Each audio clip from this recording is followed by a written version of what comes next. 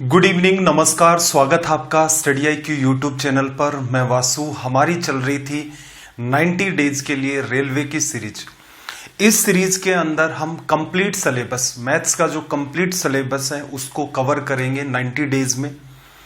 Pattern अपना क्या है, कोई भी चैप्टर उठाते हैं, थ्योरी उस पर बेस्ड सवाल, फिर थ्योरी उस पर बेस्ड सवाल, हर चैप्टर को एकदम बेसिक से उठाया जाता है। तो यहां से अगर हम लोग बात करें इस सीरीज का, आज ये हमारा डे 11 है, 11वां लेक्चर आप इसे कह सकते हैं। इससे पहले 10 लेक्चर हो चुके हैं। मेंसुरेशन 3D को कंप्लीट करवा दिया गया है। ये परसेंटेज का अपना आखिरी सेशन होगा। कुछ बच्चों का ये डाउट चल रहा था कि सर मेंसुरेशन 2D क्यों नहीं करवाया। तो आपको मैंने कहा था कि ज्योमेट्री के जो सेशंस हैं, आप देखोगे 8 लेक्चर के आसपास आपको ज्योमेट्री करवाई जाएगी। तो उसमें ज्योमेट्री के साथ साथ ही आपका 2D का जो सेक्शन है वो कवर हो जाएगा। किन एग्जाम्स के लिए भाई ये हेल्पफुल है, तो अपना स्पेशल फोकस है इसके अंदर रेलवे की जो हमारी एग्जाम है, ये हमारा स्पेशल फोकस है। इसके अलावा अगर आप किसी स्टेट एग्जाम की तैयारी कर रहे हैं, ग्राम सेवक, पटवारी, जेल प्रहरी, कांस्टेबल, SI, जितनी भी एग्जाम, अगर उनके अंदर आपके सिलेबस में मैथ्स आता है तो बिल्कुल यहां पर वो मैथ्स कंप्लीट आपका कवर हो जाएगा। अब एक दो बातें और ले लेते हैं यहां से। एक दो बातें ये है कि कुछ स्पीड को लेकर इश्यू आ जाता है कई बच्चों को। जैसे मैंने शायद 1 या 2 दिन पहले मैंने स्ट्रीम के चैट को ऑब्जर्व किया, तो वहां पर कुछ बच्चे थे, वो बार बार कह रहे थे कि सर स्लो चल रहा है, स्लो चल रहा है, स्लो चल रहा है, फास्ट करो। तो मैं उन ज्ञानी बच्चों को एक बात तो ये कहना चाहूंगा कि YouTube आपको फैसिलिटी देता है 2x की। आप 2x तक किसी भी लेक्चर को सुन सकते हैं। मेरे ख्याल से हमारा जो सेशन रहता है वो 80 से 90 मिनट के अराउंड रहता है। 80 मिनट के आसपास का अपना ये सेशन रहता है। 2x पर करेंगे 40 मिनट में आपका कंप्लीट हो जाएगा। और 40 मिनट में अगर आप लगभग 20 सवाल कर लेते हैं तो मेरे ख्याल से उसमें कोई बुराई नहीं है। वो भी अगर आपको स्लो लग रहा है, इसका मतलब आपके अंदर कोई ना कोई दिमाग में तकनीकी गड़बड़ आ चुकी है, तो उसका सुधार करें। रीजन ये है कि आप ये चैप्टर भी देख रहे हैं, आपको ये स्लो भी लग रहा है, तो इसका मतलब आप अगर पहली बार देख रहे होते तो हर बात आपके लिए नई थी। इसका मतलब आपने कहीं ना कहीं से पहले आधा अधूरा पढ़ रखा है। कोई भी सवाल होती है उसकी हर डायरेक्शन को जज किया जाता है कि इस डायरेक्शन में क्या पूछता है, इस डायरेक्शन में आपसे क्या सवाल क्रिएट कर सकता है। लेकिन आपको उन चीजों से मतलब ही नहीं, एक रटा रटा ऐसा आपका डर रहा है, भाई इसके हिसाब से चलना होता है। क्लियर? तो ऐसा है कि आप मोबाइल के उस तरफ हैं और मैं मोबाइल के इस तरफ हूं, तो मुझे कम से कम हजारों बच्चों का ध्यान रखना पड़ता है जो भी सेशन से गो थ्रू होंगे। ऐसे बच्चे भी हैं जो कांस्टेबल की तैयारी कर रहे हैं, वो भी इनको देख रहे हैं। ऐसे बच्चे हैं जो स्टेट लेवल की किसी और एग्जाम की तैयारी कर रहे हैं, वो भी देख रहे हैं। तो मेरे हिसाब से ये स्पीड का कोई इश्यू नहीं है।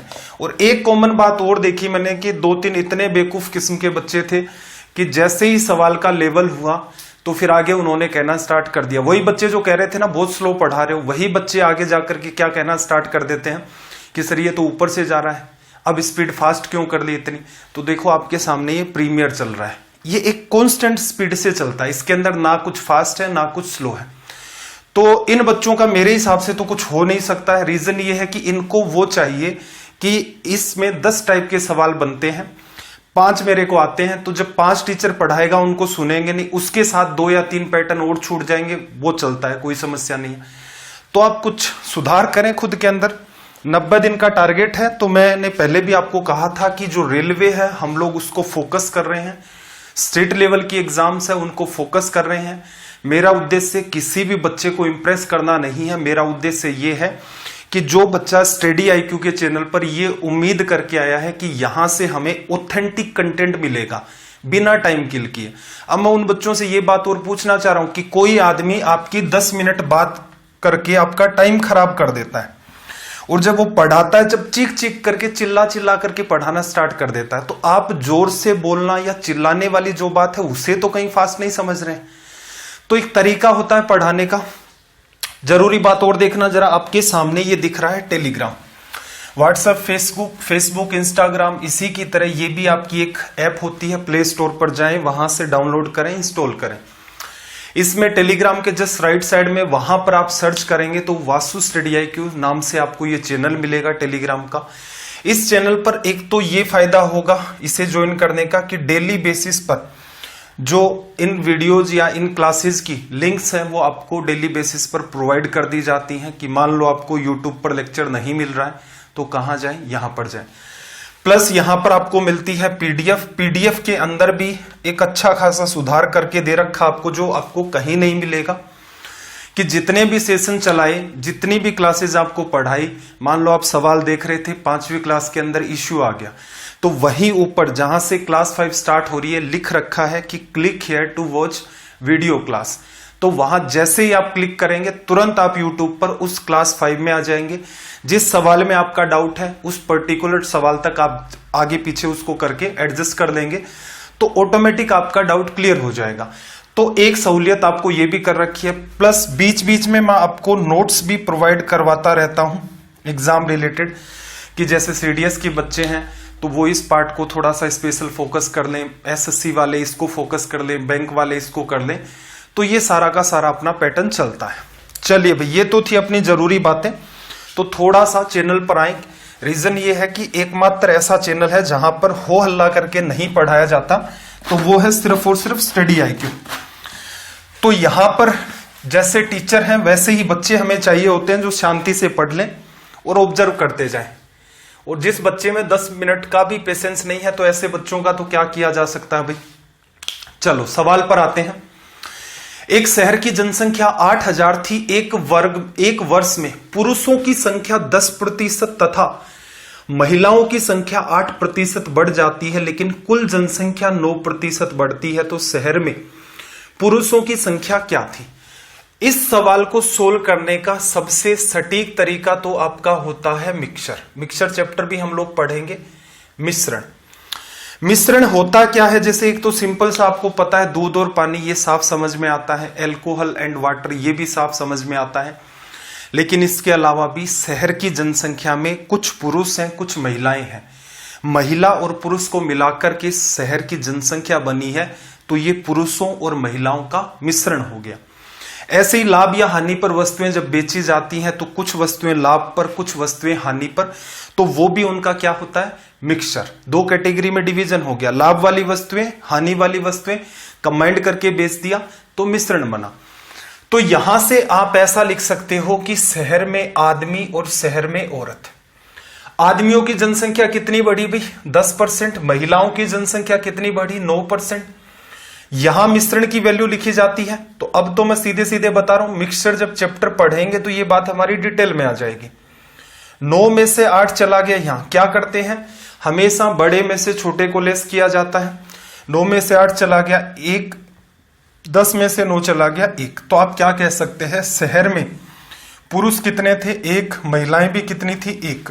दोनों का एडिशन करोगे तो कुल जनसंख्या कितनी शहर की भाई, 2। 2 किसको बताता है 8000 को, तो 1 किसको बताएगा, जस्ट आधा है, तो आपका 4000। आपसे क्या पूछा था, यही शहर में पुरुषों की जनसंख्या। एक दूसरा मेथड और देख लो जिसमें कोई कंफ्यूजन नहीं होता है। क्या मान लो शहर में पुरुषों की जनसंख्या कितनी है, x, कितनी बढ़ी भाई, 10%। तो x का 10% पुरुष बढ़ गए।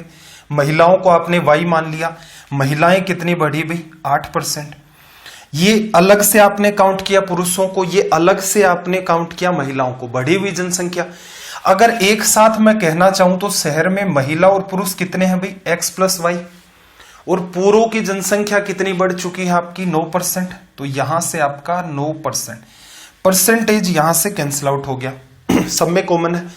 अब ये जो पैटर्न होता है ना, हमेशा ध्यान रखना, मिक्सचर का जो बेसिक है, मिक्सचर के इस क्रॉस मेथड का बेसिक यही है। ऑब्जर्व करना कैसे, x आपने आदमी माने थे, तो यहां देखना x, फिर 10 यहां पर और 9 यहां पर, तो ये 9 इधर आ जाएगा, तो 10 में से 9 निकल जाएगा, तो x की वैल्यू क्या बची यहां पर, 1।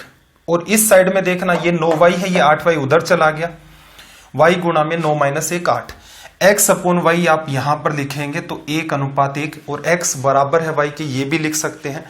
तो असल में ओरिजिनल पैटर्न तो आपका ये था, वहां से आपका ये वाला मिक्सचर का पैटर्न निकल के आया।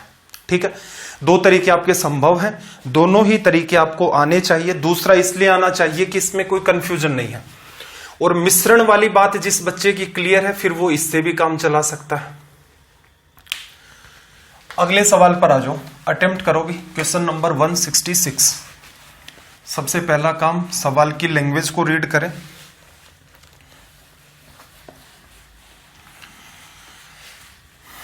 सवाल नंबर 166, लैंग्वेज में क्या कहा भाई इसने, देखना जरा। इसने कहा कि एक जिले में 64,000 निवासी हैं। यदि जनसंख्या वृद्धि दर 2.5% 2.5 वार्षिक हो तो 3 वर्ष के अंत में जिले में कितने निवासी होंगे। तो देखो असल में आपको क्या करना है, पहले तो इसका हिसाब लगाओ। 2.5% को आप क्या लिख सकते हो, 5/2% लिखा जा सकता है। 5/2 को भी आप लिखेंगे तो 5 ये 100 आ जाएगा, तो नीचे क्या लिख दे 200। इसको भी आप सरल करेंगे तो 1/40 लिखा जाएगा। शुरुआत में आप मान लो, सॉरी, जिले में निवासी कितने हैं आपके 64,000। शुरुआत में आपको लोग दिए कितने 64,000, ठीक है। इनका 2.5% बढ़ेगा, उनका फिर 2.5% बढ़ेगा, उनका फिर 2.5% बढ़ेगा। जब आप इसकी वैल्यू लिखते हैं तो एक 2.5% को बताता है और ये किसको बताता है 100% को। ये 100% है, इसका आपको क्या निकालना है 102.5। क्यों, मूल जनसंख्या और उसमें 2.5% का इंक्रीज एक साथ काउंट करोगे तो यहां से ऑब्जर्व करना, आपको लिखना है 102.5। तो नीचे तो आपका 100% 40, एक की वृद्धि 41। ये बेसिक बातें इसलिए इनको वापस से मैं नहीं ले रहा, पीछे पढ़ा चुका हूं। यही काम आगे होता जाएगा। 41 बटा में फिर 40, आगे फिर से देखोगे तो 41 बटा में फिर से 40। 3 0 से 3 0 कैंसिल आउट हो गए, 4 4 4 64 से 64। असल में आपका आंसर क्या आया 41 का क्यूब। आगे अब यहां से एक काम की बात ऑब्जर्व करना आप। एक तो तरीका है यूनिट डिजिट, इकाई का अंक। ये चैप्टर हम लोग पढ़ेंगे, वहां मैं इस बात को डिटेल में बताऊंगा। यूज कहां होता है इसका, यूज होता है इसका कैलकुलेशन को इंक्रीज करने में। कैसे भाई, इकाई का अंक निकालोगे तो 1 को 1 से गुणा किया, फिर उसको 1 से गुणा किया, इकाई का अंक 1 आएगा। कितने ऑप्शन में 1 है भाई इकाई का अंक, ऑप्शन सी में भी 1 है और ऑप्शन आपका डी में भी 1 है, लिखा जा सकता है। अब आपको सी और डी में से चुनना है, तो एक बात और भी होती है आपकी यूनिट, एक बात और होती है आपकी डिजिट सम। ये भी इंपॉर्टेंट बात है, इस पर अलग से ही लेक्चर बनाएंगे, लेकिन बात को समझना। डिजिट सम को थोड़ा सा अगर मैं यहां पर एक्सप्लेन करूं आपको, तो डिजिट सम का मतलब क्या है, जैसे 7 है, 7 का तो 7 ही रहेगा। जैसे आपको दे दिया 12, तो डिजिट सम क्या लिखा जाएगा 1 + 2 3 आएगा इसका। जैसे आपको कहा 2 3 7, इसका डिजिट सम 2 + 3 + 7, 7 3 10 2 12, 12 की वजह से 1 + 2, फिर से आप क्या बना लोगे 3। ये डिजिट सम होता है, क्लियर। तो असल में यहां पर देखना, ये डिजिट सम कितना भाई 5, बीच में गुणा का निशान, 4 और 1 फिर से 5, फिर 4 और 1 5, तो ये कितना आ गया 125। 125 को भी लिखो 5 2 7 और 1 8, डिजिट सम कितना आना चाहिए 8। ऑप्शन सी और डी को चेक करना है। सी को अगर आप चेक करोगे 6 और 8 14, 14 में 9 जोड़ा 23, 23 में 2 जोड़ा 25 और 1 26, 26 की वजह से 6 और 2 8, ये आंसर हो सकता है। डी को भी चेक करते हैं, 8 और 6 14, 9 23, 24 और 1 25, यहां डिजिट सम कितना आया 6। तो इसका मतलब ये ऑप्शन गलत और ये आपका करेक्ट। तो इस सवाल में देखो 2 चीजें काम आ रही है, यूनिट डिजिट और डिजिट सम। मेरा प्रयास ये है कि कुछ चीजें अगर मैं आपको एक्स्ट्रा बता सकूं, हालांकि ये चीजें हैं हम लोग एसएससी के अंदर, बैंक में और सीडीएस के अंदर इनको धड़ल्ले से काम में लेते हैं। जब भी पेपर को सोल्व किया जाता है प्रीवियस ईयर को, तो एकदम पैटर्न के अंदर ये बात डाली जाती है कि भाई ये वाली बात थी, इसको यहां पर आप अप्लाई कर सकते थे। बैंक में स्पेशली आपको अप्रोक्सीमेशन भी सिखाया जाता है। तो यहां पर ये छोटी सी बात थी, मेरे ख्याल से बहुत सारे बच्चों ने इसको पकड़ लिया होगा। जिन्होंने नहीं पकड़ा है तो वो क्या करें भाई, 41 गुणा 41 गुणा 41 करें, यही अपने पास एक समाधान बचता है, ये आपका आंसर आ जाएगा। और इस पैटर्न से करेंगे तो ये आपकी हेल्प कर देगा। और इजी कैलकुलेशन में तो देखो, आप खुद भी सोच के देखो, इजी में तो हमें नीड ही नहीं होती है इन चीजों की, इतना दिमाग लगाएं। जहां कैलकुलेशन उलझ जाती है वहां दो चीजों का सहारा ले लेते हैं, एक तो यूनिट डिजिट का और एक आपका डिजिट सम का।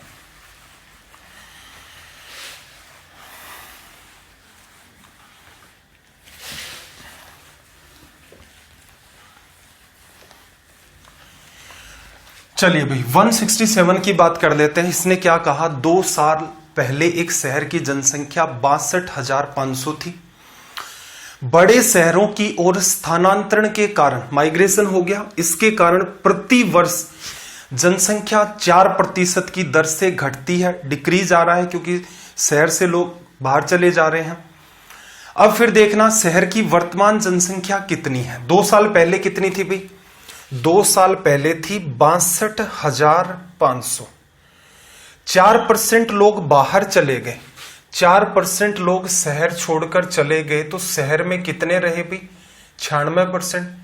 96/100 करोगे तो आपको पता है 4 से कट जाएगा, 24/25 लिखा जा सकता है। तो इसका मतलब ये जितनी भी जनसंख्या थी इसका 96% बचेगा, 24/25। अगले साल फिर देखना, ये जितनी भी जनसंख्या है इसमें फिर से वही होगा, 4% लोग चले गए, 96% लोग आपके पास बचे। 2 साल पहले ये थी, आज की डेट में ये है। 25 गुणा 25 625, ठीक है। 24 गुणा 24, 24 का स्क्वायर 576 और आपके ये वाले 2 जीरो। तो यहां से ये हमारा क्या निकल के आ गया, रिजल्ट। आसानी से आप डील कर सकते थे, कोई इश्यू नहीं है। ये छोटी छोटी बातें पहले भी आ चुकी हैं अपनी। 168 पर आ जाओ भाई, सवाल नंबर 168। लैंग्वेज को रीड करें, अगर अटेम्प्ट कर सकते हैं तो बहुत अच्छी बात है। स्टार इसलिए लगा लेना कि इस सवाल की लैंग्वेज कई बार कंफ्यूज कर देती है, और कंफ्यूजन ऐसा भी नहीं है कि वो कोई बहुत बड़ा है, कंफ्यूजन ऐसा भी नहीं है कि वो बहुत बड़ा आप कह सकते हो। जैसे इसने क्या कहा, एक परीक्षा में अधिकतम अंक कितने हैं, 500। ए को सी से 25% ज्यादा नंबर मिलते हैं, सी को क्या है भाई, डी से 20% कम अंक प्राप्त होते हैं। ए को 360 अंक प्राप्त होते हैं, तो डी को अधिकतम अंक का कितना प्रतिशत प्राप्त हुआ। कई बच्चे इसमें इसलिए कंफ्यूज हो जाते हैं कि बी को कहां गायब कर दिया, क्योंकि जनरली आप लैंग्वेज देखते हैं ए का बी से, बी का सी से, सी का डी से। इस बात से कोई फर्क नहीं पड़ता, पहली बात ये, ऐसा कोई भी डाउट नहीं लाना दिमाग में। अब मैक्सिमम मार्क्स कितने हैं भाई आपके पास, 500। ए के नंबर आपको दे दिए। अब देखो सी को डी से 20% कम, तो हम लोग ऐसे उठा लें भाई, डी को कुछ अंक मिले, डी मान लिया। सी को कितने मिले, डी से 20% कम, डी को जितने भी मिले हैं इससे 20% कम 80%। 80% को आप लिख सकते हो 4/5। ये किसके नंबर निकल के आ गए भाई, ये सी के आ गए। चलो ए को सी से 25% ज्यादा, सी को जितने भी मिले हैं इससे 25% ज्यादा, मतलब इनका 125%। 125% बार बार काम में आ रहा है, 5/4 आ गया। ये अंक किसके हुए भाई, ये अंक ए के हुए, जो कि किसको बताता है, 360 को। ये जो मार्क्स हैं आपको यहां दिख रहे हैं, ये किसके हैं, ए के। सरल करें, 5 से 5, 4 से 4, इसका मतलब डी के अंक भी कितने निकल के आए हमारे पास, 360। आपसे पूछा डी को अधिकतम अंक, जो कि कितना है, 500। 500 का कितना प्रतिशत है, तो 500 के आधार पर बता रहे हो, भिन्न आपने बना ली, फ्रैक्शन आ गया, गुणा कर दो भाई 100 से, 100 से गुणा कर दिया। डिवीजन करोगे 5 का 7 बार और 2 बार, तो यहां से रिजल्ट क्या आ गया आपका, 72%। क्लियर है। मेरे ख्याल से इस लैंग्वेज पर भी अलग टाइप से सवाल हो चुका है, तो यहां कोई समस्या नहीं आ रही होगी। मैंने आपको पहले भी कहा था कि हर एक लैंग्वेज पर मैं आपको 4, 5 या 6 के आसपास सवाल डील करवा ले जाऊंगा। बात इसी वजह से इधर उधर की नहीं करते हैं। शुरुआत में प्लान ये था कि 1 ही घंटे आपकी क्लास चलेगी, ठीक है।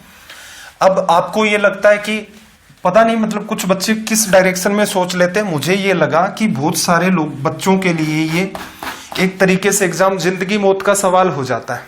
कैसे भाई, मान लो किसी का आखिरी चांस है या अगले 2 साल के अंदर उसकी डेट है वो ओवर हो जाएगी, तो फिर वो क्या करेगा, रेलवे में नहीं लग पाएगा। अगर उसका मैथ्स इंग्लिश अच्छा नहीं है तो फिर एसएससी, और एसएससी की भी एक बात बताऊं, उसकी जब रेलवे में ही डेट आउट हो रही है, इसका मतलब एसएससी में भी हो जाएगी। फिर उसके पास ऑप्शन बचते हैं स्टेट एग्जाम के। तो इसीलिए मैंने क्या किया, अब तक के आप सेशंस देखोगे, हर सेशन लगभग आपका 1.25 घंटे का चल रहा है। शुरुआत में तो मैंने इतना ही कहा था कि आपको मैं लगभग 100 घंटे से ज्यादा 100 आवर्स प्लस में आपको ये सिलेबस करवा दूंगा। लेकिन अभी क्या कर रहा हूं मैं, जैसे जैसे क्वेश्चंस हो रहे हैं कि ये प्लान कर लिया कि इतना इतना कंटेंट तो एटलीस्ट बच्चे को करवाएं, कि कंटेंट ऐसा भी नहीं है कि बहुत एक्सट्रीम ही आपको पढ़ा लेंगे कि जिससे आप एग्जाम तक उन चीजों को कवर ही ना कर पाए। तो कंटेंट आपके पास एकदम वैलिड सा ही रहेगा। हमने मेंसुरेशन 3D के 100 सवाल कर दिए, 3D के मेरे ख्याल से सफिशिएंट है। 80 के आसपास परसेंटेज में सवाल हो जाएंगे, तो इनसे आपका काम चल जाएगा। तो हो सकता था कि भाई मैं अगर अपनी ही सोचता, स्टडी IQ अपने हिसाब से सोचता, तो क्या करते सर, 50-55 मिनट तक सेशन लो, बस चलाना ही तो हमें 1 घंटा टाइम ही तो पास करना है। तो ऐसा भी कर सकते थे, 50-55 मिनट के सेशन आपके चलते रहते, आप भी खुश हो जाते, इधर उधर की बात करते, 2-4 नकली सवाल रख देते आपके सामने, आपसे भी सोल्व हो जाते, और वो मैं तो माइंड में भी करवा देता, आपके अंदर एक खुशी रहती। लेकिन नहीं, एग्जाम का जैसा पैटर्न है उससे लेवल बूस्ट करके हमें पढ़ना है, जिससे सिलेक्शन हो। तो आई होप इस बात को आप अंडरस्टैंड करते हैं। तो 169 में देखना इसने क्या कहा, एक शहर की जनसंख्या 64,000 है और यह प्रतिवर्ष 10% बढ़ जाती है। 3 वर्ष के बाद शहर की जनसंख्या क्या होगी? एक सिंपल सी बात बताओ भाई, 64,000 आपके पास ये पॉपुलेशन है, पहले साल इसका 110%, फिर जितनी आएगी उसका 110%, फिर जितनी आएगी उसका 110%। 110% क्या होता है? 11/10, और ये 3 बार चलेगा, तो आपका मन करे तो इसका क्यूब भी कर दो, ऐसा भी हो सकता था। ये 10 गुणा 10 गुणा 10 1000 है, 3 जीरो आपके कैंसिल आउट हो गए। यहां से आपके पास क्या बचा भाई, 64, और गुणा में 11 का क्यूब कितना होता है भाई, 1331। ठीक है, एक सहारा हम लोग यहां लेना चाहें तो 4 गुणा में 1 4, ए और सी में से कोई आपका ऑप्शन होगा। ठीक है, कि पूरा पूरा मल्टीप्लाई नहीं कर रहे, ए और सी में से आपका कोई रिजल्ट होगा। फिर बात नहीं बनी, यूनिट डिजिट से तो इतना ही आया, 4 गुणा 1 4, ए में भी है सी में भी है। डिजिट सम 6 और 4 10, 10 को क्या लिखोगे, 1 और 0, यूनिट डिजिटल इसका सम कर दिया तो ये 1 बन गया, 3 3 6 7 और 1 8, डिजिट सम 8 आ गया। पहले ऑप्शन का देखना जरा, 8 5 13 1 14, 14 में 8 जोड़ा 22, 22 और 4 26, 26 की वजह से 8 आ गया, हो सकता है। अगला भी चेक कर लो, 8 2 10, 11 11 में 9 जोड़ा 8 जोड़ा आपने, तो आपका आ गया 19 और 4 23, 23 की वजह से 2 और 3 5, तो इसका मतलब ये आपका ऑप्शन करेक्ट है, और ए यहां से आपका क्या बन गया, रिजल्ट। ठीक है, इस बात का विशेष ध्यान रखना। यूनिट डिजिट नाम से तो मैं आपको जो चैप्टर है नंबर सिस्टम का वो करवाऊंगा। डिजिट सम जो है मैंने एक प्रयास किया है कि आई होप उस चीज को समझ ले, जैसा पिछले सवाल में, पिछले या उससे पिछले सवाल में करवाया था, उस चीज को लिख लिख करके देख लेना। छोटे छोटे एग्जाम्पल ही ले लो, कौन कहता है, जैसे आप मान लो 17 को 13 से गुणा कर देंगे, ठीक है भाई, तो यहां से कितना आएगा, 17 गुणा 3 51, 17 और 5 आपका कितना हो गया भाई, 22 आ गया। डिजिट सम यहां से चेक करोगे, 2 2 4 और 1 कितना आ गया, 5, 7 और 1 ये 8 है, 3 और 1 ये 4 है, 8 गुणा 4 32 है, 3 2 5 है। तो देखो बैलेंस होता है ना लास्ट के अंदर, तो इसका सहारा लेते हैं। इसमें कई सारी चीजें और भी है, तो जब ये चैप्टर आपका वैसे कैलकुलेशन का है, अभी के लिए एक बार के लिए इतना टाइम भी नहीं है कि मैं आपको ये सारी चीजें एक ही साथ डिलीवर कर दूं। रेलवे के हिसाब से अपना काम दौड़ जाएगा। प्रयास मेरा ये रह रहा है कि अगर आप कुछ, जो बच्चा सीख भी चुका ऑलरेडी, वो भी अगर छोटे मोटे कुछ सुधार कर सकता है इतनी सी चीजों को देख करके, तो बिल्कुल सुधार करें। ये चीजें काम कहाँ आती हैं, जब हम लोग एकदम फंस जाते हैं कैलकुलेशन में। कुछ जगह तो यूनिट डिजिट के अलावा लास्ट के 2 डिजिट का जो कॉन्सेप्ट है वो भी एक्सप्लेन किया जाता है, रीजन कैलकुलेशन थोड़ी फास्ट बने। ठीक है, इन सारी चीजों के ऊपर अभी हम लोग बात नहीं करेंगे, वरना अपना जो चैप्टर चल रहा है उसकी डायरेक्शन चेंज हो जाएगी। 170 पर आ जाओ भाई, क्वेश्चन नंबर 170।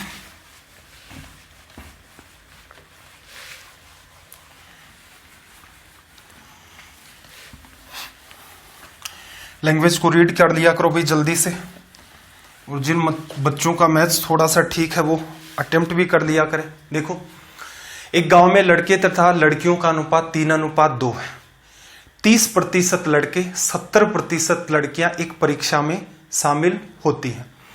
तो परीक्षा देने वाले गांव के लोग तथा परीक्षा नहीं देने वाले गांव के लोगों का अनुपात ज्ञात करें। आपका मन करे, जैसे यहां पर इसने क्या कहा भाई, बॉयज वर्सेस गर्ल्स, लड़के और लड़कियों का अनुपात 3 कितना है 2, कि गांव में अगर 3 लड़के हैं तो 2 लड़कियां हो गई।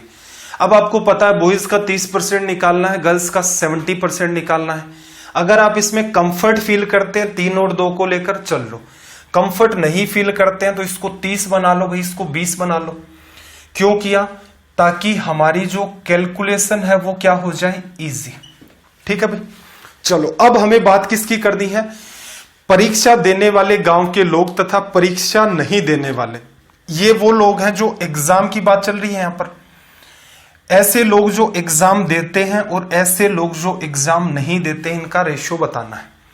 अब एक एक करके मैं बात उठाता हूं। 30% जो लड़के हैं वो परीक्षा में शामिल होते हैं। लड़के कितने थे भाई, लड़के थे 30 का 30% निकालोगे, 30 गुणा 30% की वजह से बटा में 100, तो 2 जीरो गायब कर देगा, 3 गुणा 3 9।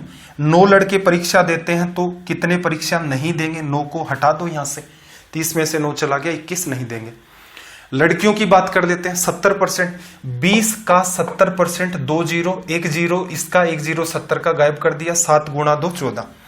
14 गर्ल्स एग्जाम देती हैं, टोटल कितनी है 20, तो कितनी ने नहीं दिया भाई, 20 में से 14 ने एग्जाम दिया तो 6 ने नहीं दिया। 9 और 14 आपका कितना हो गया 23, 21 और 6 आपका क्या हो गया भाई 27। ये होती है सवाल को इजी करने का एक आपका तरीका। इस पैटर्न से आप डील करें, आपके सवाल इजी वे में। किसी का मन करे कि सर मैं कंफर्ट हूं इन चीजों के साथ, 3 और 2 के साथ, बिल्कुल वो 3 और 2 को अप्लाई कर दे, उससे भी उसका रिजल्ट आ जाएगा। सवाल नंबर 171 की तरफ मूव करते हैं। 171 लैंग्वेज को रीड करो भाई। क्वेश्चन नंबर 171,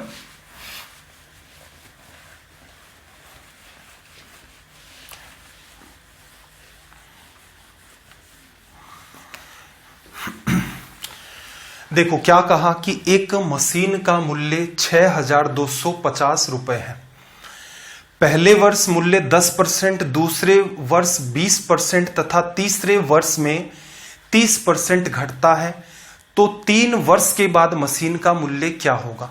सिंपल, इससे सिंपल और क्या होगा भाई, एक ही लाइन वाले तो सवाल होते हैं। मशीन का जो मूल्य है वो कितना है 6250, ये ओरिजिनल वैल्यू। पहले साल के बाद क्या होगा, रेट 10% गिर जाएगी, तो 10% कम हो गया, मूल्य बचा कितना 90%, तो 6250 का 90% कितना आ गया 9/10 कर दो। अब मशीन का ये मूल्य रह गया। अगले साल क्या कमी होगी 20% की, 20% चला गया, कितना बचा 80%। 80% क्या लिखोगे भाई यहां से 4/5। अब 2 साल के बाद मशीन की कीमत ये रह गई।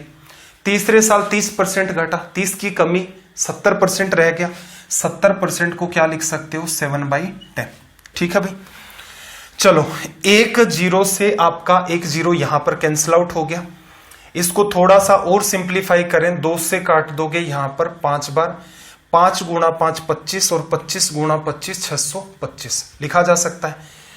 2 गुणा 25 50, 9 गुणा 7 आपका 63, जीरो तो है ही है, 5 गुणा 3 15, 5 गुणा 6 30 और 1 आपका 31।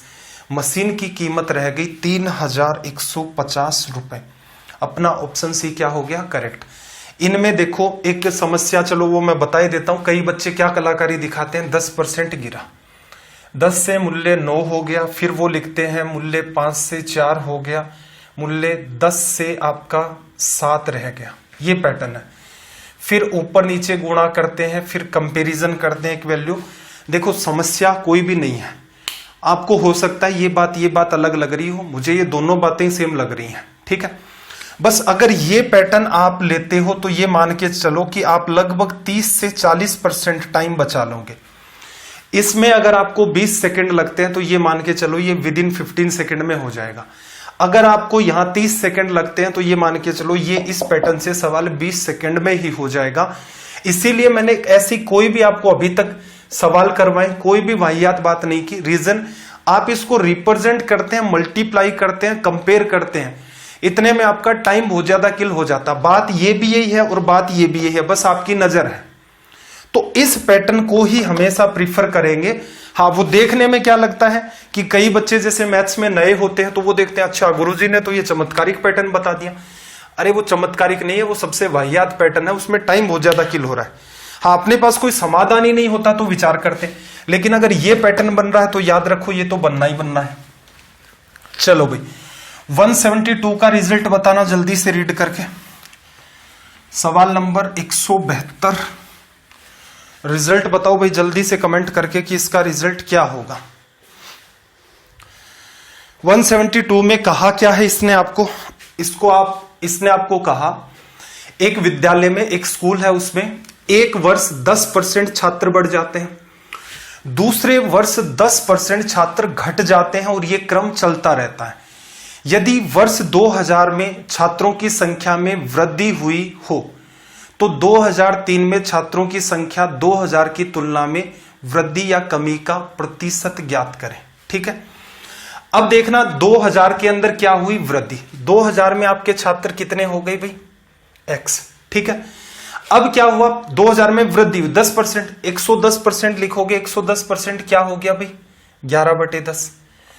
अब 2001 के अंदर मामला क्या होगा भाई, 10% गिरेगा, 90% लिखोगे, 9/10। 2002 के एंड तक की बात कर ले हम लोग, 2002 तक के एंड की बात करें, फिर बढ़ेगा 10%, 110% निकालोगे। 2003 का जो शुरुआत है उसके अंदर छात्र इतने हो जाएंगे। एक तो इस सवाल की जो लैंग्वेज होती है वो बड़ी टिपिकल होती है, उलझा देती है बच्चे को। वर्ष 2000 में छात्रों के अंदर वृद्धि उसने बताई, x आपने 2000 में छात्र लिए, एंड के अंदर कितने छात्र हो गए। देखो इंपॉर्टेंट बात ये है, 2000 वर्ष के शुरू में ये छात्र थे। ठीक है, तो वर्ष के अंत में कितने हो जाएंगे भाई, ये वर्ष 2000 के अंत में हो जाएंगे। और आप इसी को क्या कह सकते हो कि ये 2001 के शुरू के स्टूडेंट हैं। बस ये बच्चे, मुद्दा ये नहीं है कि कोई सोल्व करता है या नहीं करता, आप उस बच्चे से रीजन पूछ लो ऐसा क्यों किया। तो मैं आपको ये कहना चाह रहा हूं 2000 के शुरुआत में इतने स्टूडेंट थे, 10% का इंक्रीज हो गया।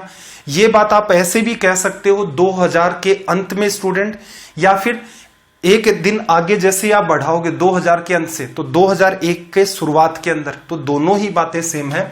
ये आपको पता होनी चाहिए, यहां पर बच्चे को कंफ्यूजन होता है। ठीक है, 2003 के अंदर, तो इसने ये तो कहा ही नहीं है कि 2003 के अंत में, तो इसका मतलब 2003 जब स्टार्ट हुआ तो आप ये भी कह सकते हो जो बच्चे 2002 के अंत में थे वो के वही है। 2000 के शुरुआत में, 2000 के अंत में, या 2001 के शुरुआत में। अब मैं इस लैंग्वेज को ऐसे भी डील कर सकता हूं, ये बच्चे 2001 की शुरुआत में हुए, ये वाले बच्चे 2002 की शुरुआत में हुए, और ये वाले बच्चे 2003 की शुरुआत में हुए। ये मैंने अमूमन ऑब्जर्व किया ऑफलाइन के अंदर, बच्चे को जब रीजन पूछ लेते हैं, इवन दो टेस्ट में उसको सवाल दिया जाता है वो सही भी कर देता है, कोई बुराई नहीं है उसमें। बस एग्जामिनर थोड़ा सा समझदार हो जाए इस सवालों को पूछने में, तो आपके नॉलेज को, आपका जितना नॉलेज है उसके थ्रू वो आपका सवाल गलत करवा सकता है। तो लैंग्वेज क्लियर होना जरूरी है, बाकी कुछ है नहीं। आप क्या कर लो भाई, x अपॉन में y ले लो, ये कितना बन गया 1000, और ये 11 गुणा 11 कितना हो गया भाई 121। 121 को 9 से करोगे, 9 गुणा 1 9, और 121 12 गुणा 9 108 लिखा जा सकता है। स्टूडेंट कितने थे भाई, स्टार्टिंग के अंदर 1000 थे, बाद में कितने हो गए 1089। 89 का इंक्रीज हुआ किसके बेसिस पर, 1000 के बेसिस पर, प्रतिशत में बदलना है गुणा 100। 10 का डिवीजन 8.9%, क्या है ये वृद्धि। एक दूसरा तरीका और भी होता है, क्या, अगर आप इसके आधार पर तुलना कर रहे हो, रिजल्ट प्रतिशत में चाहिए, तो कोई ऐसा पैटर्न फॉलो कर दो जिससे ये 100 बन जाए। ऊपर नीचे 10 का भाग दे दिया, ये 100 बन गया, ये कितना बना 108.9। 100 से बच्चे 108.9 हो गए, तो साफ साफ दिख रहा है ना 8.9% का इंक्रीज। ये छोटी छोटी ऐसी 20-25 बातें होती हैं कि जैसे ही पूरा का पूरा अगर आप सिलेबस करते हैं मैथ्स का कंप्लीट, स्पेशली एसएससी, बैंक और सीडीएस, तो वहां जगह जगह आपको ऐसी बातें सिखाई जाती हैं जिससे क्या है, आपकी जो स्पीड, छोटे छोटे पार्ट्स हैं वो भी आपके सुधरते जाएं। और इन चीजों को ऑल ओवर मिला करके आप एग्जाम में अप्लाई करते हैं तो आपका काफी टाइम बचता है और आपके ऑलमोस्ट सारे सवाल अटेम्प्ट भी हो जाते हैं। ठीक है भाई, तो एक तो ये कंफ्यूजन हो सकता है, ऐसा पैटर्न आया था इसलिए एक्सप्लेन कर दिया, बाकी अगर नहीं समझ में आ रहा तो ये तरीका आपका जिंदाबाद। 173 की बात कर लेते हैं, सवाल नंबर 173। 173 लैंग्वेज को रीड करें भाई। क्वेश्चन नंबर 173,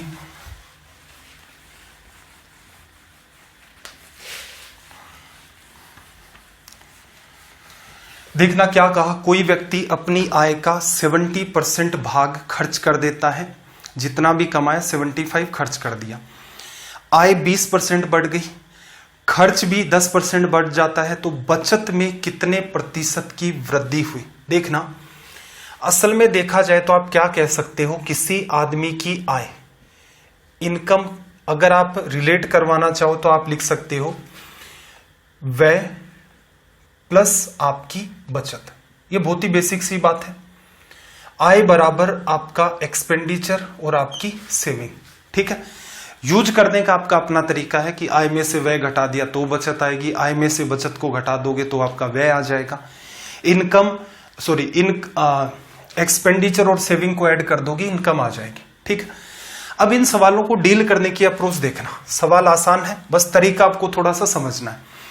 पहले मैं मान लेता हूं आदमी कितने रुपए कमा रहा था भाई, 100 रुपए, खर्चा कितने का, 75 रुपए का, तो बचत ऑटोमेटिक कितने की हो गई, 25 रुपए की। लिखा जा सकता है, सवाल की लैंग्वेज में साफ साफ लिखा है। 100 रुपए कमाए, ये आपने मान लिया, 75% खर्च कर दिया, 75 रुपीज खर्च किए, बचत कितने की, 25 की। अब देखना आय कितनी बढ़ गई, 20%, तो 100 का 20% निकालोगे तो कितना आएगा, 20। आय आपकी कितनी हो गई, 120। एक साथ भी आप लिख सकते हो 120, लेकिन आपको अलग अलग ही पढ़े रहने देना है। रीजन, अगर आप ऐसे लिखोगे 120 फिर इसके हिसाब से दिमाग लगाओगे तो कैलकुलेशन बढ़ती है। यही पैटर्न आपको फॉलो करना है जिससे आपका काम आसान हो। कैसे होगा अभी बताते हैं। 100 पहले कमाता था, आज की बात करें तो 20 रुपए एक्स्ट्रा और कमाने लग गया। खर्चा भी 10% बढ़ गया, 75 का 10%, 75 डिवाइड बाई 10 करोगे तो खर्चा कितना बढ़ गया, 7.5। बचत कितनी बढ़ी भाई, तो देखो पिछला जब पैटर्न आप फॉलो करते हैं तो कई बच्चे क्या करते हैं, इसको 120 बना लेते हैं। 75 में 7.5 जोड़ा, 82.5 हो गया। 120 में से 82.5 लेस करेंगे, वो कुछ आएगा, 25 के साथ उसका डिफरेंस लेंगे, रिजल्ट देगा। अब मुझे कॉमन सेंस लगा के बताओ, पहले वाली बात तो बैलेंस है ही, 100 रुपए कमाए, 75 खर्च कर दिए, 25 की बचत हो गई। आज जेब में 20 रुपए एक्स्ट्रा आ रहे हैं, ऊपर वाली बात तो बैलेंस चली रही है। जेब में आपके पास ये पैसा एक्स्ट्रा आ रहा है, आपने ये एक्स्ट्रा खर्चा कर दिया 7.5 का, रुपए कितने आए, 20 रुपए, खर्च कितने कर दिए, 7.5, कितने बचे हुए हैं, 12.5। ये आपकी क्या है, एक्स्ट्रा सेविंग, और ये आपका क्या है, एक्स्ट्रा एक्सपेंडिचर, और ये एक्स्ट्रा आपकी इनकम। तो कुल इनकम 120 है, कुल खर्चा इसका ये है, कुल बचत इसकी ये वाली है। आपको जोड़ के नहीं लिखना, एज इट इज ये फॉर्मेट फॉलो करना है। तो अब उसने आपसे क्या पूछा, बचत कितने प्रतिशत बढ़ गई, तो देखना भाई 25 रुपए कमाता था और आज 25 रुपए की बचत करता था, आज उसकी बचत कितनी हो गई, पहले के कंपैरिजन में 12.5 ज्यादा। पहले 25 की बचत थी, आज दोनों को ऐड करोगे 37.5। लेकिन हमें तो इतना ही पता करना है बचत कितने प्रतिशत बढ़ी। पहले 25 रुपए बचाता था, अब 12.5 एक्स्ट्रा बढ़ाएगा, बचा लिए, प्रतिशत में बदलना है, गुणा 100। 25 से काटा आपने 4 बार, 5 गुणा 4 20, पॉइंट हट गया 48 और 50%। ठीक है भाई, अब थोड़ा सा एग्जाम की तरफ भी आप डील कर सकते हैं। एग्जाम में एक तरीका और बताया जाता है, अगर समझ आता है तो प्रीफर कर देना। 100 रुपए कमाए, 75 खर्च कर दिए, बचत कितने की, 25 की। अब इसके अंदर कितना चेंज हुआ, तो चेंज को काउंट करते हैं। आय 20% बढ़ गई, 20 रुपए एक्स्ट्रा आ गए जेब में। खर्चा कितने का कर दिया एक्स्ट्रा, 75 का 10%, 7.5, तो खर्चा 7.5 का कर दिया। एक्स्ट्रा जो पैसे बचे हैं वो आपकी एक्स्ट्रा बचत है, जो क्या है 12.5 अपोन में 25, फिर से वही 100 का गुणा कर दोगे तो आपका ये रिजल्ट आ जाएगा। या फिर दिख रहा है 25 का जस्ट आधा है 12.5, तो 50%। ठीक है, कुछ भी नहीं समझ में आ रहा, ऊपर वाला तरीका अपनी एग्जाम के लिए जिंदाबाद। 174। ठीक है भाई, अपना उद्देश्य ये नहीं है कि आपको इंप्रेस किया जाए कि देखो मेरे को ये भी आता है वो भी आता है, उसकी जरूरत नहीं है मुझे। मुद्दा है कि आपकी जो एग्जाम है उसके हिसाब से आपको कुछ ऐसा रिलेवेंट कंटेंट पढ़ाया जाए जो एग्जाम के ओरिएंटेड हो, तरीके ऐसे सिखाएं जो एग्जाम के से रिलेट करते हो आपके, कि वहां पर आप ना तो उनको भूलोगे, सीधे सीधे अप्लाई कर लोगे, दिमाग में चीजें कैसे करनी है कुछ कुछ पार्ट में प्रयास कर ही रहा हूं, साथ साथ में वो सीख सकते हैं, तो बहुत अच्छी बात है। 174 देखना क्या कहा, लोकल ट्रेन के दैनिक टिकट का मूल्य 50 रुपए है। कि लोकल ट्रेन में अगर आप हर रोज सफर करेंगे तो हर रोज 50 रुपए देने पड़ेंगे। मासिक पास, मंथली जो पास है उसका मूल्य 1125 है। यदि मैं मासिक पास खरीदता हूं और एक महीने में 30 दिन यात्रा करता हूं तो मेरी बचत कितनी होगी। देखो, अगर वो 50 रुपए का पास खरीदता और हर रोज ही उसको खरीद के यूज करता तो उसे कितने रुपए खर्च करने पड़ते भी, 1500 रुपए। ये उसका क्या हो जाता है, एक्चुअल खर्च, अगर वो ऐसा करता तो। लेकिन उसने क्या समझदारी दिखाई कि 1125 रुपए का एक पास ले लिया, 30 दिन उससे सफर करेगा। तो अगर ये काम नहीं करता तो 1500 रुपए देने पड़ते, उसने ये काम कर दिया तो इसका मतलब इसकी जेब में कुछ पैसा बचेगा। अब ये बचा हुआ पैसा दिख नहीं रहा है वैसे, लेकिन इसको ऐसे सोच के देखो, वो हर महीने हर रोज 50 रुपए देता, 30 दिन तक देते रहता तो 1500 रुपए लगते। पहले महीने मान लो उसने डेली टिकट ली, अगले महीने उसने पास ले लिया, तो साफ साफ समझ आ रहा है ना कि 1500 रुपए लगने होते हैं, लेकिन 1125 में काम चल गया। बचत कितने की हुई भाई, यहां से बचत की बात करें तो अंतर लिख दो, कितना आ गया आपका 375, 75 जोड़ोगे 1200, 300, ठीक है। 375 की बचत किस पर भाई, 1500 पर। ओरिजिनल पैसा तो यही लगना था, प्रतिशत में बदल देते हैं गुणा 100। 15 का डिवीजन करोगे, 15 2 30 और 15 5 75। ये लो आपका रिजल्ट हो गया। आप थोड़ा सा दिमाग लगाते, सारी चीजें आपकी आंखों के सामने हैं, तुरंत के तुरंत आप इसे अप्लाई कर सकते थे। 175, पेशेंस बनाए रखें, पेशेंस बनाएंगे तभी बात बनेगी। रीड करो भाई लैंग्वेज को, और अटेम्प्ट कर सकते हो पैरेलल में तो बहुत अच्छी बात होगी। और अगला चैप्टर अगली क्लास के अंदर आपको वैसे भी पता है, मेरे ख्याल से आपको जो पीडीएफ दे रखी होगी उसमें क्या बताया था, शायद मेरे ख्याल से बोर्ड मास होगा, तो वो चैप्टर हम लोग डिस्कस करेंगे। देखना जरा 175 में क्या कहा, एक परिवार में चावल, मछली, तेल पर खर्च का जो अनुपात है वो कितना है, 12:17:3। इन वस्तुओं के मूल्य 20%, 30% और 50% बढ़ गए, तो इन वस्तुओं पर होने वाले खर्चों में कितने प्रतिशत की वृद्धि हो जाएगी। देखो, आपको 3 वस्तुएं दे दी, एक पर वो 12 रुपए खर्च करता है, एक पर आपका वो 17 रुपए खर्च करता है और एक पर वो 3 रुपए खर्च करता है। अब देखो, 12 का 20% निकाल सकते हो क्या, 17 का 30 निकाल सकते हो क्या, 50 का 3 का 50% निकाल सकते हो क्या। अगर निकाल सकते हो तो अच्छी बात है, नहीं निकाल सकते तो हर एक के साथ एक एक जीरो लगा लो, मेरे हिसाब से निकाल दोगे। तो यहां पर देखना जरा, कुल खर्चा कितने कर रहा था वो, 12 रुपए यहां, 17 यहां, 3 यहां, 17 और 3 20 और 12 32। शुरुआत में उसका खर्च कितना था भाई, 32 रुपए का। अब देखना 20% ये बढ़ा, तो 12 रुपए तो थे ही थे, 12 का 20%, तो ऐसे ही तो निकालोगे, 12 गुणा 20 और बटा में क्या आ जाएगा 100, एक जीरो ये खत्म कर देगा, 24 बटा में 10। तो ये बात मेरे ख्याल से आप सीधे लिख सकते थे 2.4। ठीक है भाई, ऐसा कर लो, 12 का 10% निकालते 1.2, उसका जस्ट डबल कर दोगे 2.4, 20%। 17 का 30%, 17 गुणा 30/100, 1.10 से 0 खत्म। 17 गुणा 3 51 बटा में 10। तो एक्स्ट्रा खर्चा कितना होगा? ये तो होगा ही होगा, 5.1 भी खर्च होंगे। 3 का 50%, 50% 1/2 करना है तो 1.5 रुपए आ गया। ये क्या है भाई? ये एक्स्ट्रा खर्च है।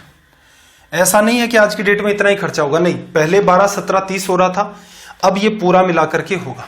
एक्स्ट्रा खर्च आपका ये वाला है। 4 और 1 5, 5 10 की वजह से 0, 2 5 7 8 और 1 9, 9 रुपए का एक्स्ट्रा 9 रुपए खर्च हुए। किसके बेसिस पर? पहले 32 हो रहे थे, प्रतिशत में बदलना है तो गुणा कर दो 100 से, तो ऑटोमेटिक बात समझ आ जाएगी। 4 से कट रहा है तो ये 25 टाइम्स, और ये 4 से कट रहा है आपका 8 बार।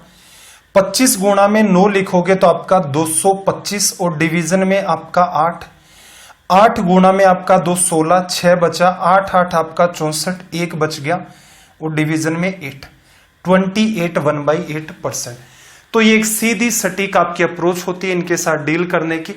आई होप बात आपने अंडरस्टैंड कर ली होगी। 176, सवाल नंबर 176, 176 की लैंग्वेज को आप रीड करें।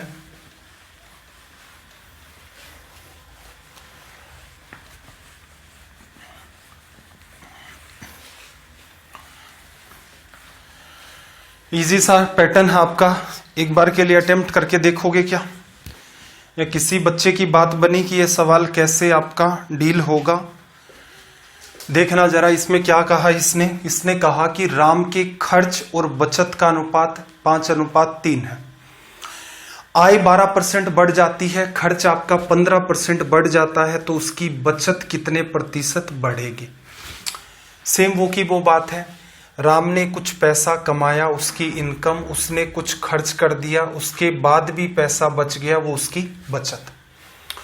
खर्च कितना किया है? साफ साफ बताया, 5 रुपए खर्च किए। बचत कितने की है? 3 रुपए की। तो कमाए कितने हैं भाई? 8 रुपए। अब अगर आप यहां कंफर्ट हो कि 12% आय बढ़ी, 8 का 12% आप निकाल सकते हैं तो अच्छी बात है। करना क्या है? 8 गुणा 12%, 12 गुणा 8 96% की वजह से डिवीजन में 100, तो कितना आ जाएगा भाई? 0.96। इस बार क्या हुआ है? राम को 8 रुपए तो मिल रहे ही थे, उससे 12% ज्यादा, मतलब उसे अब 8.96 रुपए मिलेंगे। मैंने आपको पीछे भी कहा है कि इसको ऐड करके नहीं लिखना है, ऐड करके 8.96 लोगे, इसका मतलब आप खुद के दुश्मन बन गए हैं, आप खुद के लिए कैलकुलेशन बढ़ा रहे हैं। अगली बात, खर्च 15% बढ़ गया, 5 का 15%, 5 गुणा 15/100, 75 डिवाइड बाई 100 कितना आ गया भाई? 0.75। 0.96 जेब में एक्स्ट्रा आया, 0.75 खर्च कर दिया, तो इसका मतलब बचा हुआ पार्ट किस में जाएगा? बचत में। डिफरेंस कितने का भाई? 96 और 0.75 का डिफरेंस निकालोगे तो दिख रहा है साफ साफ 0.21 का लिखा जा सकता है। तो ये उसकी एक्स्ट्रा इनकम है, ये उसकी एक्स्ट्रा एक्सपेंडिचर है, ये उसका एक्स्ट्रा सेविंग है। उसकी बचत कितने प्रतिशत बढ़ जाएगी? पहले बचत 3 की करता था, अब 3 + 0.21 कितनी बढ़ गई? 0.21% में बदलना है, गुणा 100, 100 का गुणा पॉइंट गायब, 21 डिवाइड बाई 3, तो रिजल्ट कितना आ गया भाई? 7 लिखा जा सकता है। कोई तनाव नहीं लेना है। एग्जाम में कैसे करते हो भाई? बचत कितने की दिख रही है आपको? साफ साफ 3 रुपए की बचत दिख रही है। कमाए कितने? 5 3 8, 8 का 12%, 0.96 एक्स्ट्रा आ गए। इसमें से खर्च को घटा दें, 5 का 15%, 0.75 प्रतिशत में बदलना है, गुणा 100, 100 का गुणा करोगे हट गया, 21/3 7%। अब वो तो आपकी समझ है कि आप कितना कैप्चर कर रहे हो। अब आपको मेरे ऊपर विश्वास करना ही होगा। रेलवे के जो बच्चे हैं और स्टेट लेवल की एग्जाम्स की जो बच्चे तैयारी कर रहे हैं, वो इन चीजों पर ज्यादा फोकस करें, ठीक है? ये इंप्रेस करना, ये करना, वो करना, एसएससी को और बैंक को पढ़ाते हुए बहुत टाइम हो गया। लगभग टाइम ये मान के चलो 90% जो पढ़ाई लिखाई करवाई है वो उन्हीं बच्चों को करवाई है, एसएससी के, सीडीएस के, बैंक क्लर्क के, बैंक पीओ के। तो मुद्दा ये हो गया, आप इन चीजों को अंडरस्टैंड करें, क्योंकि मैंने पेपर देखे, बहुत सारे पेपर देख चुका हूं मैं रेलवे का। सीरीज स्टार्ट करने से पहले भी मैंने देखा, फिर से उससे पहले तो कोई भी एग्जाम कंडक्ट होती है तो कोई स्टूडेंट भेज ही देता है, मंगवा भी लेते हैं कि आप अपना पेपर सेंड करना, जिससे एक आइडिया लग जाए कि भाई कोई नया टाइप का सवाल आया है तो उसको इंक्लूड करना है, तो तुरंत के तुरंत टाइपिस्ट को बोलो, वो डाल देता है। ठीक, तो इसका मतलब आपकी जो एग्जाम है, आपका जो ऑल ओवर टाइम का हिसाब किताब है, वो ऑब्जर्व किया तो मैंने यही बात पाई कि भाई जो बच्चा इन चीजों को सीख भी लेगा उसका भी काम चल जाएगा, वो सारे के सारे सवाल अटेम्प्ट कर सकता है। हो सकता है इस चीज को सीखने में तनाव आ जाए, अब ये सिखाने की कोशिश तो मैं कर ही रहा हूं साथ में, अगर ये चीज पकड़ में आती है तो अच्छी बात है, नहीं भी पकड़ में आ रही है कोई बात नहीं है, आप इस पैटर्न को प्रीफर करें, आपका काम दौड़ेगा। 177 पर आ जाओ, सवाल नंबर 177।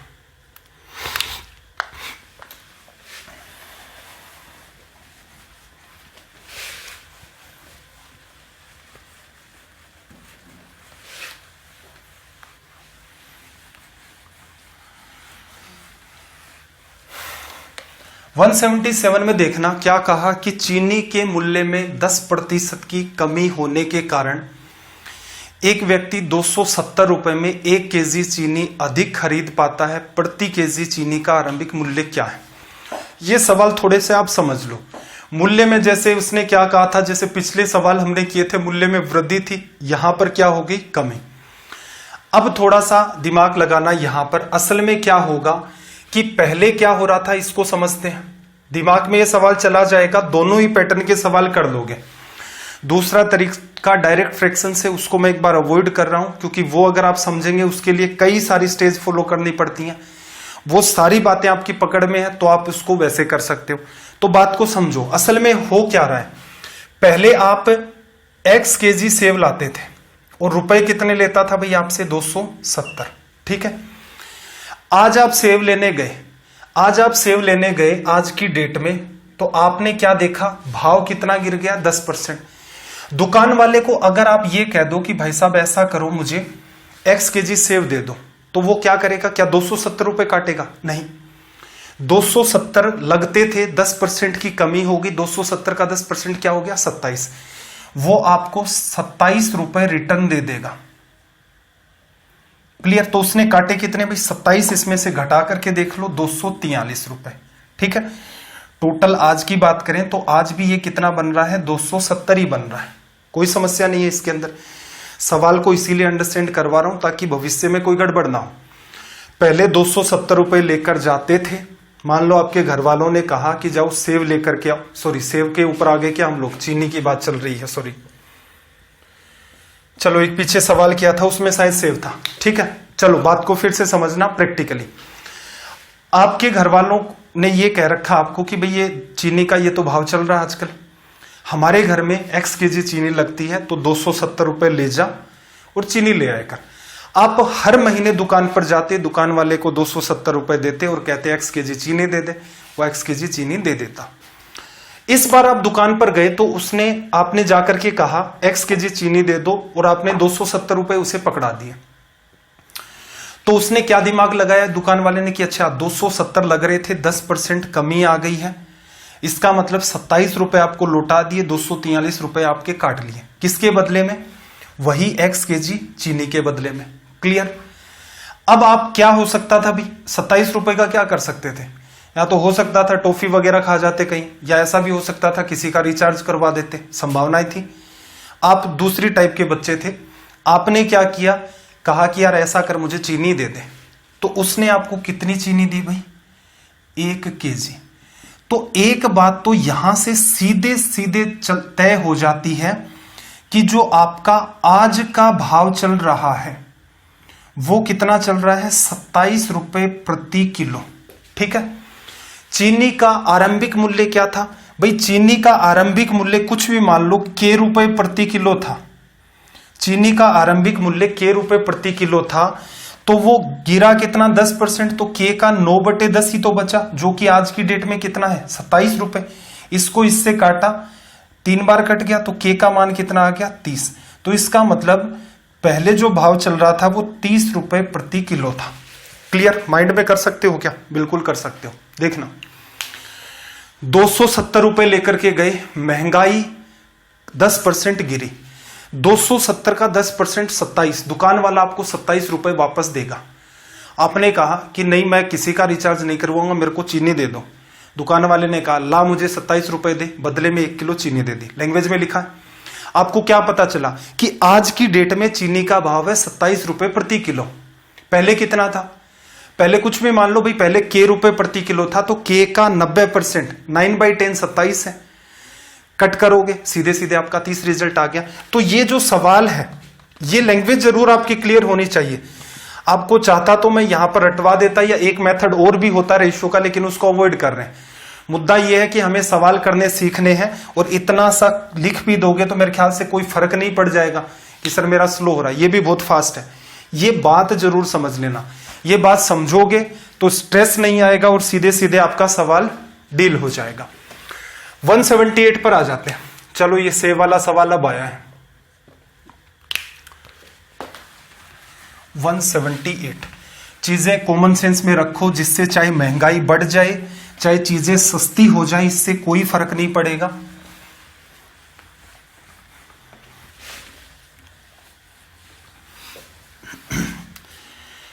देखना, फिर समझना अंडरस्टैंडिंग के हिसाब से। सेव की जो कीमत है, 10% की कमी के कारण एक व्यक्ति 54 रुपए में 10 सेव अधिक खरीद पाता है। तो कमी के बाद प्रति दर्जन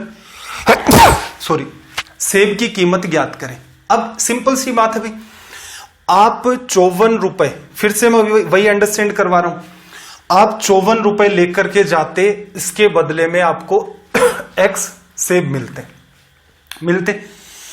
इस बार आप 54 रुपए लेकर के गए, तो आपको पता चला कि महंगाई जो है वो 10% कम हो गई है। तो 54 के 2 टुकड़े कर दो, एक तो 5.4 रुपए और एक जो भी है इसका रिमेनिंग, जिससे क्या है दोनों जुड़ करके 54 बन जाए। ठीक है, इसको निकालने की नीड नहीं होती है। महंगाई 10% गिर गई। अगर आप दुकान वाले से एक्स सेब ही मांगते तो वो इतना पैसा लेता, आप उसे 54 रुपए पकड़ाते। महंगाई 10% गिर गई है, चीजें सस्ती हो गई। 54 का 10% 5.4 आपको उसने पकड़ा दिया, एक्स केजी सेब दे दिए और रिमेनिंग पैसे काट लिए, काम खत्म। आपने कहा ऐसा करो, मैं ईमानदार आदमी हूं, मुझे इनके भी सेब दो। तो उसने कितने सेब दिए? 10 सेब अधिक। तो इसका मतलब आज की डेट में इसके बदले 5.4 रुपए देते हो तो कितने सेब मिलते हैं आपको? 10। एक सेब की कीमत कितनी भाई? 10 सेब की कीमत 5.4। एग्जाम में वैसे सवाल यहां से स्टार्ट हो सकता था। फिर से समझना, 54 रुपए लेकर के गए, 10% महंगाई गिरी, 5.4 रुपए तुरंत दे दिए। आपने कहा नहीं मेरे को सेब चाहिए, तो उसने 10 सेब आपको बदले में दिए। 10 सेब की कीमत 5.4, एक सेब की कीमत बटा में 10। लेकिन इसने क्या कहा? प्रति दर्जन सेब की कीमत, एक दर्जन में कितने भाई? 12। देखो 10 का भाग दे दोगे, ये हट जाएगा, पॉइंट यहां लग गया। 12 गुणा में पॉइंट, 1 मिनट, क्या गड़बड़ की हमने? गड़बड़ नहीं किया, चलो 12 गुणा 4 48, 12 5 60 और 4 64, 2 प्लेस छोड़ करके पॉइंट लगा दो, ये आपका रिजल्ट हो गया। तो एग्जाम में देखो, कोई तो तुक्का नहीं मारा, कोई रेशो के चक्कर में नहीं पड़े, हालांकि तरीका होता है वो भी एक। तो आपके ये चीजें कॉमन सेंस में चली जाएंगी। ऊपर वाला अंडरस्टैंड है, आपका अंडरस्टैंडिंग है कंप्लीट। आप चीजों को समझेंगे, आपके लिए रास्ते ऑटोमेटिक खुलते जाएंगे। मैथ्स टफ किन के लिए है तो ध्यान से देखना। अगर मैं जो आपको रास्ता बता रहा हूं उस रास्ते पर चल रहे हैं तो मैथ आपके लिए टफ है। कैसे? मान लो ये चैप्टर अपना चला कोई परसेंटेज में आपको 20 ट्रिक लिखवा दी गई। ऐसे सवाल आएंगे ये ट्रिक, ऐसे सवाल आएंगे ये ट्रिक, 20 लिखवा दी। ऐसे ही हम लोगों ने अर्थमेटिक में 12-13 चैप्टर कवर किए, हर एक में 20, 10, 15 ट्रिक आपको लिखवाई गई। तो मान लेते हैं ये 200 ट्रिक हो गए। इतनी याद रख पाओगे? और ट्रिक नहीं याद रखनी है सिर्फ आपको ये भी ध्यान रखना कि ऐसे सवाल में ये लगता है। तो ट्रिक तो है नहीं कुछ, असल में वो ट्रिक ना होकर के वो क्या है? फॉर्मूला। अब फॉर्मूला कोई कहते फॉर्मूला याद रखना है तो बच्चा टीचर को इस निगाह से देखता रहे, कौन से जमाने की बात कर रहा है, ऐसे ही तो देखते हैं। जबकि मुझे एक बात बताओ, ज्योमेट्री है, जैसे फॉर्मूले याद करने हैं, ट्रिग्नोमेट्री है, याद करने हैं। अलजेब्रा, a+b का होल क्यूब याद करना, लेकिन नहीं, कोई आपको ये कह दे कि ट्रिक और लिखवा फॉर्मूला दे और फिर आप खुश हो जाएं कि चलो अच्छी बात है, ये टीचर भला तो है, कम से कम फॉर्मूले नहीं लिखवा रहा, ट्रिक ही लिखवा रहा है, तो मेरे ख्याल से आपसे महामूर्ख आदमी कोई होगा नहीं। क्योंकि रीजन ये है कि आप में तो वो कॉमन सेंस ही वो डेवलप नहीं हुआ जिससे आप जज कर सकें कि सही क्या है गलत क्या है। कोई आपको कहे 5 सेकंड में करवा दूंगा, आप तुरंत भागना स्टार्ट करते हो, ओहो 5 सेकंड में। कभी शांति से जो कह रहा है आपको कि मैं सवाल 5 सेकंड में खत्म करवा दूंगा, जब वो सॉल्यूशन करना स्टार्ट करे उसका टाइम नोट करना और उस टाइम का 1/4 कर देना। ठीक है, 1/4 इसलिए कर देना, रीजन क्या है, बच्चे को जैसे समझाना भी पड़ता है, ठीक। या फिर ऐसा छोड़ो, वो उसने जो आपको समझाया वैसा का वैसा आप बिना बोले टाइमर लगा के सोल्व करना स्टार्ट करो। क्या सवाल 5 सेकंड में हुए और मुझे बताना कि ये चैप्टर था सर, इसमें इतने सवाल। या फिर ऐसा कर लो, आप एक सीजीएल का पेपर उठा लेना या रेलवे की तैयारी कर रहे हो रेलवे का, उसको लगा लेना, जैसे 30 सवाल मिले, 30 गुणा 5 150, 10-10 सेकंड उनकी रीडिंग की, तो कुल मिलाकर के ये पेपर आपका 8-10 मिनट में हुआ क्या सोल्व। नहीं हो रहा है, इसका मतलब मूर्खताएं करना छोड़ो, सटीक चीजों पर आओ। ट्रिक जैसा कुछ भी एग्जिस्ट नहीं करता है। ट्रिक मतलब फॉर्मूला लिखवाया जाएगा, ट्रिक का नाम दिया जाएगा, 5 सेकंड ऊपर लिखा जाएगा, आपको चाहिए यही। जो बच्चे पढ़ाई लिखाई का नाटक करते हैं उनको टीचर भी वही चाहिए जो पढ़ाने का नाटक करते हैं। जिनको पढ़ना है तो उनको टीचर भी ऐसा ही चाहिए जो पढ़ा ले जाए। इसलिए मेरा इंटेंशन क्या, मैंने आपको कभी कहा ही नहीं, मैंने कहा अर्थमेटिक आपका कंप्लीट कॉमन सेंस है, चीजों को कॉमन सेंस में डालते जाओ, कुछ भी याद नहीं रखना पड़ेगा, छोटी छोटी बातें जैसे जैसे बोल रहा है लिख रहे हैं, सोल्व कर रहे हैं। चलिए भाई, आई होप बात अंडरस्टैंडिंग में आ गई होगी। क्वेश्चन नंबर 179, सवाल नंबर 179। पीछे ये सवाल वैसे तो हो चुके हैं, इस टाइप का सवाल नहीं हुआ था तो इसको देख लेते हैं। पिछले सवालों में क्या हो रहा था भाई, जितना खर्चा है पहले हो रहा था उतना का उतना बाद में। अब इस बात को करना जरा, पीछे जो तरीका बताया था वो तो होगा ही होगा। क्या करोगे, पहले परिवार 100 रुपए का खर्चा करता था, महंगाई 30% बढ़ गई, आज की डेट में अगर उतना ही खर्चा आपको करना, मतलब उतना ही उपभोग अगर आप चीनी का करना चाहते हैं तो आपको 130 रुपए देने पड़ेंगे। लेकिन क्या कर रहा है भाई, ये जो परिवार है ये क्या करेगा, 10% से, सवाल क्या था, चीनी के मूल्य में 30% की वृद्धि हो गई, यदि वह केवल 10% से बढ़ता है तो खपत में कितने परसेंट की कमी। 100 रुपए में कुछ आपकी खपत थी, अगर आज आप 130 रुपए देते हो तो वो की वो खपत आपकी मेंटेन होगी।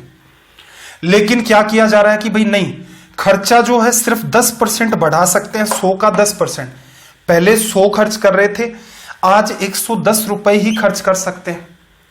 यहां जितनी खपत हो रही थी, अगर 130 रुपए दोगे तो उतनी की उतनी खपत यहां होगी। आप कितना देना चाह रहे हैं, 110। कितने रुपए का सामान कम देगा भाई, 20 रुपए का। तो 20 रुपए में कितना सामान आया, 130 के आधार पर देखोगे और इसी को प्रतिशत में बताना है। सोल्व कर दो, 200 में 13 का भाग दिया, 13 का भाग 20 में एक बार 7 बचा, 13 5 65, पॉइंटों में दे रखा है 5 बचा, 13 गुणा 3 39। एक ही ऑप्शन आ रहा ना, ये लो ऑप्शन बी। ये आपका हो गया रिजल्ट। तो यहां से देखना भाई, ये हमारा मेंचुरेशन 3D चैप्टर था, 6 lecture complete, percentage 5 lecture complete, total मिलाकर के 179 क्वेश्चंस हैं। बुक कौन सी आपको प्रीफर करनी है हर सेशन में नहीं बताऊंगा, पीछे बताया जा चुका आपको कि ये वाली बुक प्रीफर कर देना एक सेशन में। तो इसका मतलब अगर आप सिंसियर स्टूडेंट हैं तो हर सेशन को देखते हैं, और सिंसियर नहीं है तो कोई फर्क ही नहीं पड़ता पढ़ें या ना पढ़ें। तो ये आपका हो गया पार्ट 2 चैप्टर। कल की क्लास में नया चैप्टर स्टार्ट करेंगे। अब जो मेहनत कर रहे हैं बच्चे, जो नोट्स बना रहे हैं, अगर आपको किसी भी टाइप का इश्यू आता है कमेंट कर दें आप, जिससे कि ये स्ट्रीम जैसे ही कंप्लीट होती है उसके 1-1.5 घंटे बाद मैं आपके कमेंट देख लेता हूं, और उनको आगे की क्लासेस में अगर कुछ रिलेवेंट बात लगती है तो बिल्कुल इंप्लीमेंट किया जाता है। डाउट ग्रुप आपको बता रखा है, आप धड़ल्ले से वहां पर आप अपने डाउट पूछ सकते हैं। आपका दिन रात सब मंगलमय हो। मिलते हैं अगली क्लास में। जय हिंद, जय भारत।